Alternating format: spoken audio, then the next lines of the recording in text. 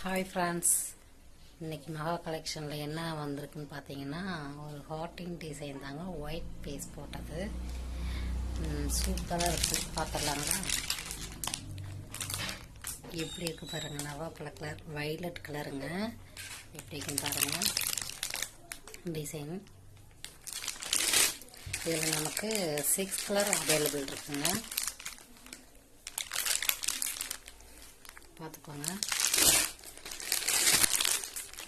இது வந்து பிளாக்குங்க. நல்லா இது குங்கும கலருங்க. நல்லா